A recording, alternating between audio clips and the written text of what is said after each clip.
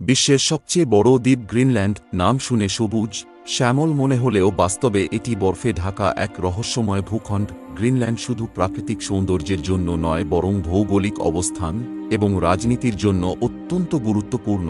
সম্প্রতি আমেরিকার নবনির্বাচিত প্রেসিডেন্ট ডোনাল্ড ট্রাম্প এটি ক্রয় করার আগ্রহ প্রকাশ করেন, কিন্তু এর পিছনের কারণ কি?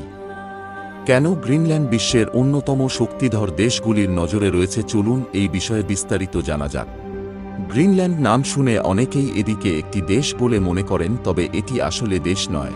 এটি পৃথিবীর সবচেয়ে বড় দ্বীপ, যা ডেনমার্কের অধীনে একটি স্বায়ত্তশাসিত অঞ্চল, অর্থাৎ যে এলাকাতে কিছুটা স্বাধীনভাবে শাসন পরিচালনা করলেও এলাকাটি পুরোপুরি স্বাধীন নয়।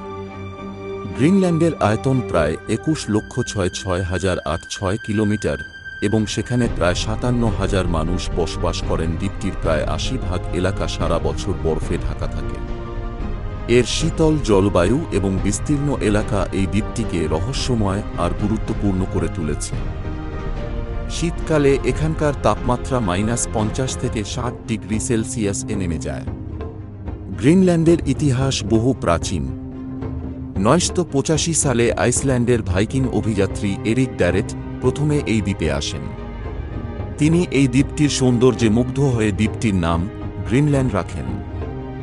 যদিও এটি বরফে ঢাকা ছিল, পরবর্তীতে 10ম শতাব্দীতে নর্থ ভাইকিংরা এখানকার উপকূলে বসতি স্থাপন করে। তারপর 18 শতকের মাঝামাঝি সময়ে গ্রিনল্যান্ড ডেনমার্কের শাসনের অন্তর্ভুক্ত হয়। এরপর 2009 সালে এটি স্বায়ত্তশাসন পায়। তবে এখনও গ্রিনল্যান্ডের বিদেশ নীতি এবং প্রতিরক্ষা ডেনমার্কের হাতে রয়েছে। দ্বীপটির অর্থনীতি মূলত মৎস্য শিল্পের উপর নির্ভরশীল। এখানকার শীতল সমুদ্র থেকে মাছ ধরা গ্রিনল্যান্ডের অর্থনীতির প্রধান চালিকা শক্তি। বিশ্বের অনেক দেশ গ্রিনল্যান্ড থেকে মাছ আমদানি করে, তবে শুধু মাছই নয়, এখানকার মাটির নিচে লুকিয়ে থাকা সোনা, তামা এবং বিরল খনিজের ভাণ্ডার, যদিও এগুলোর প্রচুর পরিমাণ পুরো বরফের কারণে পুরোপুরি উত্তোলন করা সম্ভব হয়নি।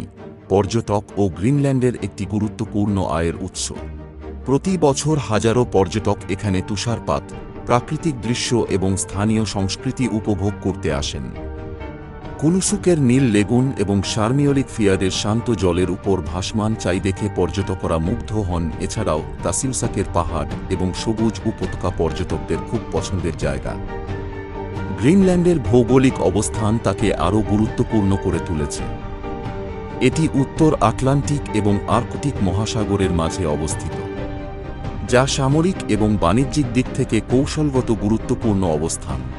বরফে ঢাকা এই অঞ্চলটি বিশ্ব উন্নয়নের কারণে আরও বেশি আলোচনায় এসেছে, কারণ বরফ গলে নতুন বাণিজ্য পথ তৈরি হচ্ছে। দ্বিতীয় বিশ্বযুদ্ধের সময় মার্কিন যুক্তরাষ্ট্র গ্রিনল্যান্ডে সামরিক ঘাঁটি স্থাপন করেছিল, কিন্তু যুদ্ধের পরে ডেনমার্ক দ্বীপটির পূর্ণ নিয়ন্ত্রণ ফিরে পায়। তবে গ্রিনল্যান্ডের সামরিক গুরুত্ব কমেনি।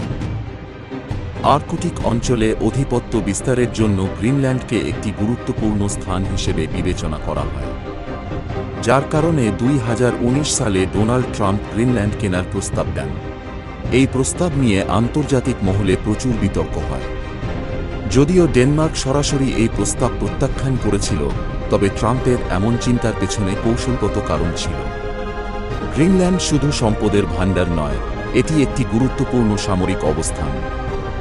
গ্রিনল্যান্ডের বরফ গলে যাওয়ায় নতুন নতুন খনিজ সম্পদ উত্তোলনের সম্ভাবনা তৈরি হচ্ছে। এর সঙ্গে নতুন সমুদ্রপথ খোলার কারণে এই অঞ্চলে বাণিজ্যিক কার্যক্রমও বেড়ে যেতে পারে। গ্রিনল্যান্ডের এই সকল সুযোগ সুবিধা বিশ্বের শক্তিধর দেশগুলির নজরে গ্রিনল্যান্ডকে গুরুত্বপূর্ণ করে তুলেছে।